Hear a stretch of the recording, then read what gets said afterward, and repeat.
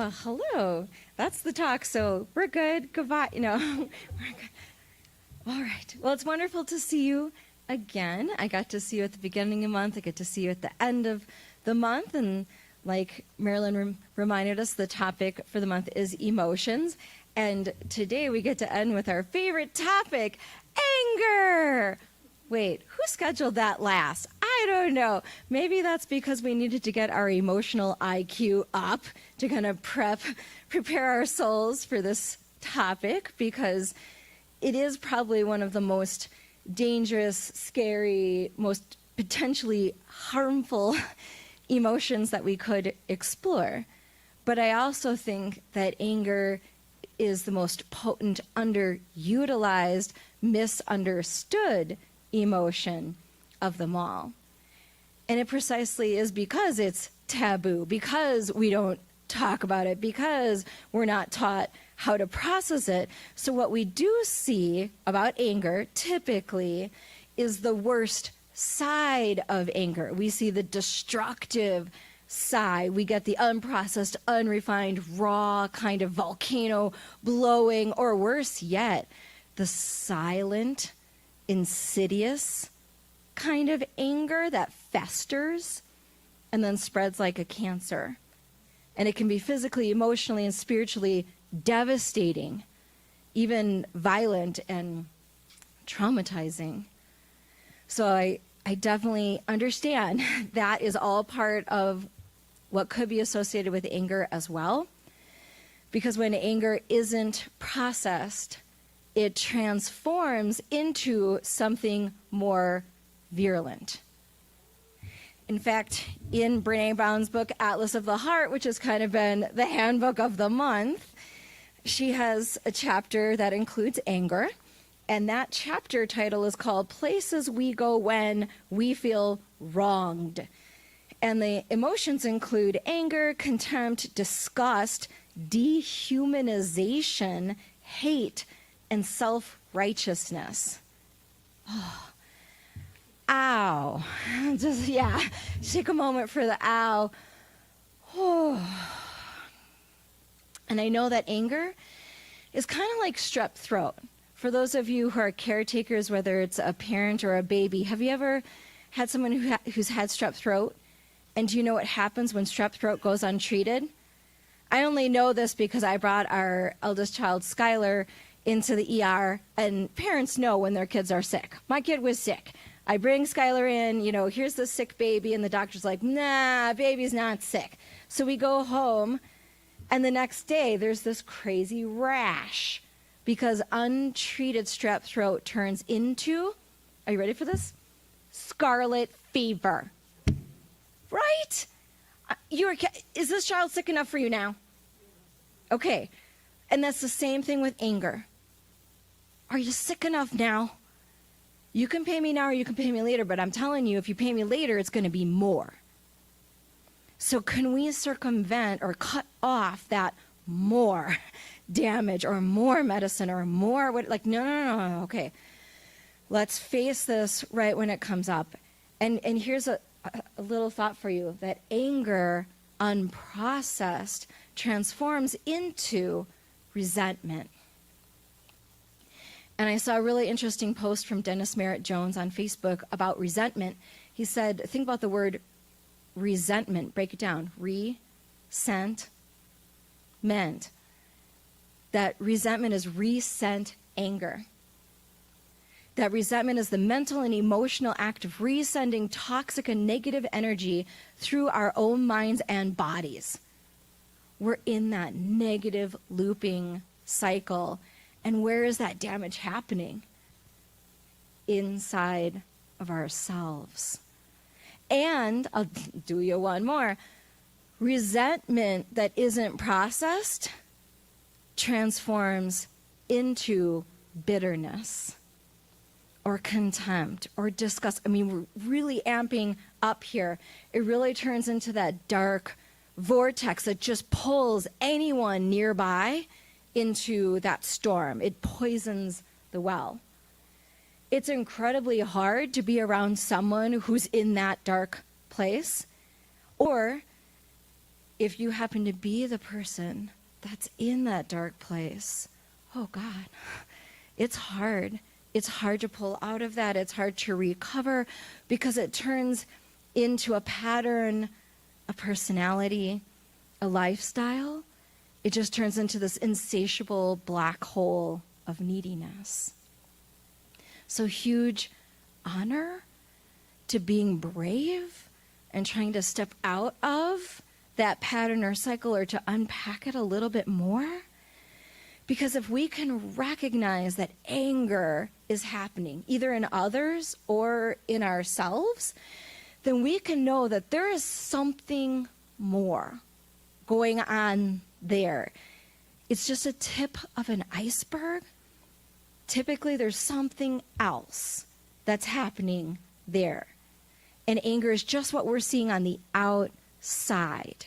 In fact, you could look it up. There's the anger iceberg, your friend, the anger iceberg. And if you ever find yourself in anger, it might be helpful to just look at it. Because if we could pinpoint what is the primary emotion, anger is the secondary expression. What's the primary emotion? Oh, I'm embarrassed right now, so I'm lashing out. Or I'm offended right now, so I'm lashing out. Or I'm really nervous, so I'm going to lash out. Or I'm overwhelmed. I'm exhausted. There's a lot of words to choose from. But pinpointing it, it's that emotional intelligence, helps us then to have the insight to go, oh, that's what I'm really feeling here.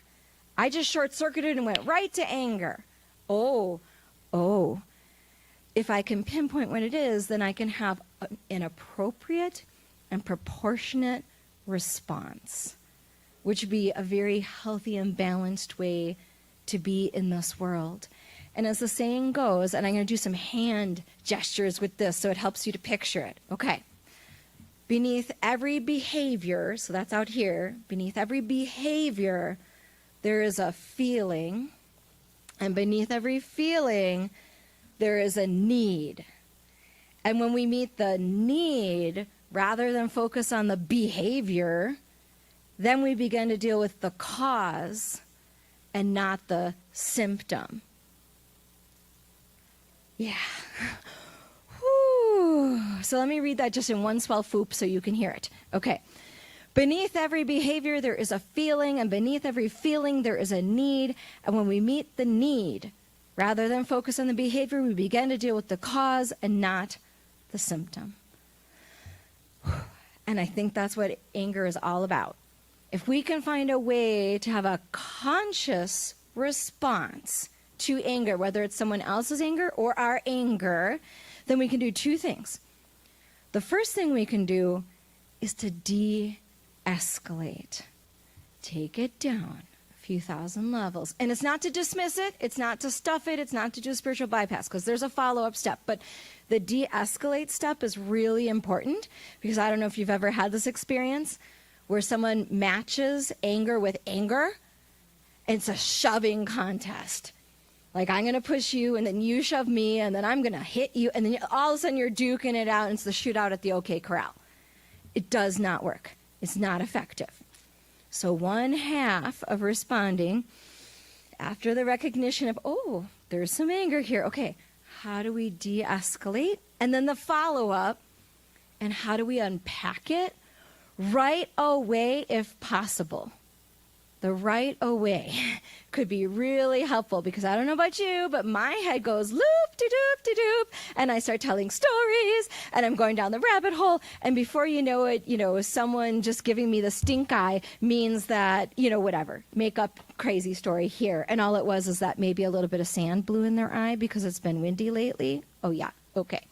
Just, like Reverend Michael Bernard Beckwith says, check yourself before you wreck yourself. So it's important just right away to unpack it. So when we recognize there is anger, can we de-escalate and unpack? And it's really important that all of this is couched in gentle, loving kindness, because that's the only thing that's going to make the safe space to do the work. And we are those little mobile God units, right? We say that we are the place where love shows up, and that's the place right there for love to show up. All right. So I'm going to give some examples of, wow, what are some examples and insights if we're on the receiving end of anger? And what if we're on the giving end of anger? Because Lord knows I have done both. So one example and little insight.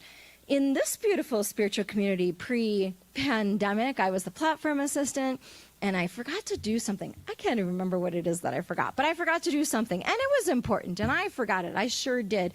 And after church, one of our beautiful community members pulled me aside and, woo, read me the riot act, took me out, and gave me what for.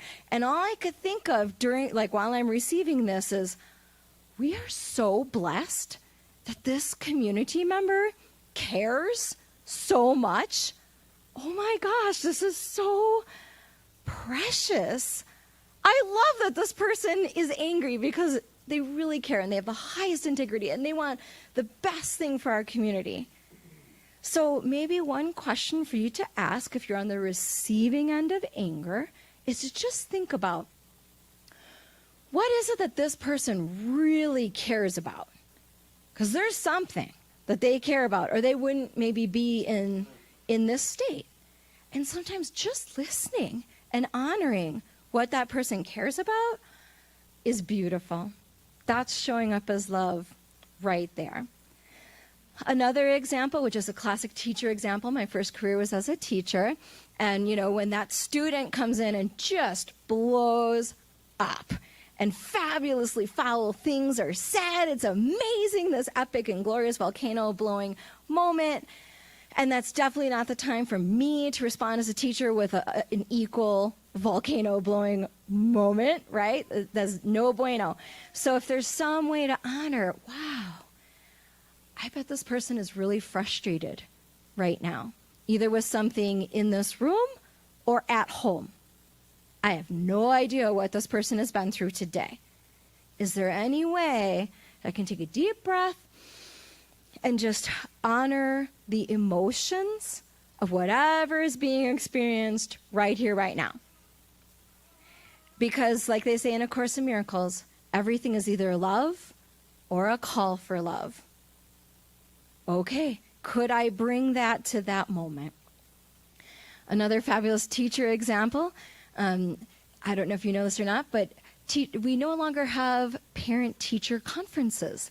We now have things that are called student-led conferences. And a teacher gets a caseload of 20 students on top of their regular teaching load. And I'm somehow supposed to magically be a counselor, a guidance advisor. I'm supposed to magically know what's happening in this student's other 6 classes, not just mine. And then the parent comes in to meet with me and the student is supposed to lead the conference, which I get the thinking behind. I get it, putting the student in the pole position and taking ownership of their work, and isn't that beautiful? But here this parent took off of work, came in, and is saying to me, the English teacher, why is my kid failing math, and blah, blah. I'm like, I don't know. And they're asking me all these questions that I absolutely cannot answer. And I can see this gentleman's ire is just rising. We're like getting to DEFCON 1 really soon. And of course, we finish the meeting. We walk out. I walk him to the door. And of course, he waits to blow up until we're in the hallway where everyone can hear.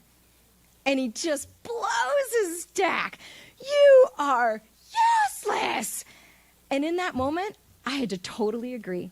I was like, you are absolutely right. In this context, yes, I am completely useless. I can't answer your questions. This was awful, wasn't it? I would love for you to go talk to our administration and just let them know that this new process does not work for you. Thank you so much, and I'm really sorry. And he was so shocked. He was really shocked. I don't know if his goal was to make me cry, but I was kind of laughing on the inside, not to be disrespectful, but I was feeling the exact same thing. And he was absolutely right. So maybe a thought when someone is blowing up or there's something running amok, maybe that person just needs to be heard. Because remember, people who are heard feel seen. That's really important. And people need to be recognized. And especially when they're right, could we just validate that that was absolutely right and uncomfortable and a boundary was crossed, a wrong needs to be righted, a need was not met? Yeah, I'm fine with that. I'll take one for the team. Yes, thank you. So just a few thoughts there. What if we're on the giving end of anger, like, oh snap, I am in battle mode. I'm gunning for people, and I can recognize, well, first off, can I recognize when I'm in battle mode? That would be a goal, because it is an important message. It's like my gut has caught on to the fact that something is wrong, and my mind has not caught up yet. And so I'm misfiring, and crazy stuff is coming out of me that I may regret, or I might do damage. So if my body is sending out the signal flare, it's time to pay attention. Because this is where the hidden gems of anger could be. So a few questions. If you can recognize that you're in anger, can we take that deep breath and just ask ourselves, well, what do I care about right here that's making me angry? There's probably something I care about. Okay, that would be really informative. Also, what is the underlying emotion here? Pull out our friend the anger iceberg, pin it down. Like if I can't tell on my own, I might need a little coaching.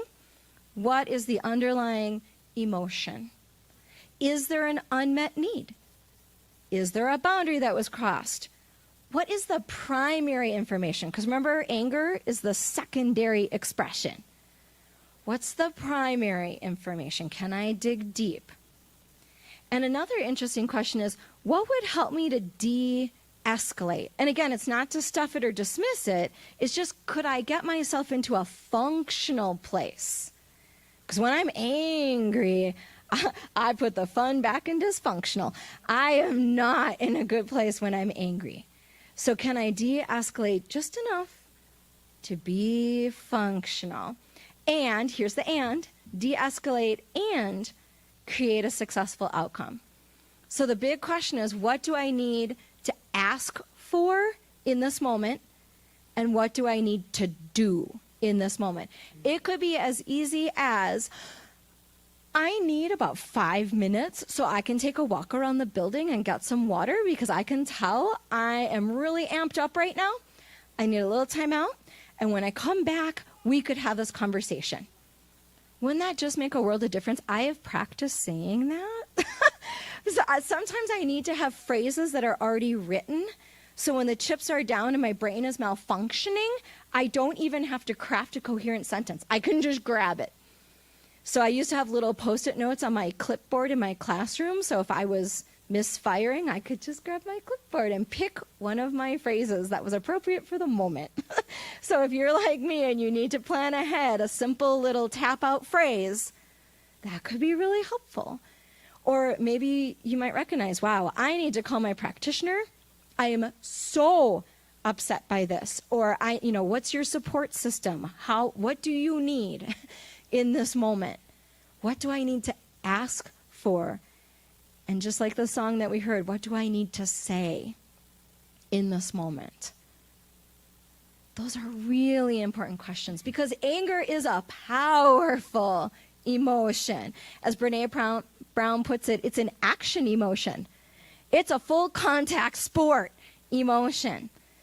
In fact, James O'Day, who wrote The Conscious Activist, I've been grooving on this book lately, he said that Mahatma Gandhi once compared anger to electricity, which, if properly channeled, can turn raw power into light.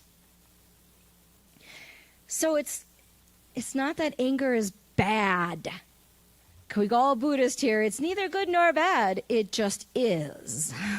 Can we unplug it from the stories that we tell about it? Because whether we're experiencing anger from others or ourselves, it's what we do with it that makes all the difference. Because anger is just as much part of life as joy. And it's just as informative, if not more so. In fact, that's what I used to say about grades, about Fs. The Fs are just as informative as A's, if not more so. So if we can see anger as part of the whole, it's a much healthier, more balanced response. Just like C.S. Lewis says, the joy now is part of the pain later. It all goes together in the spectrum of the whole. Or pain is God's megaphone to rouse a deaf world. A little more C.S. Lewis there for you.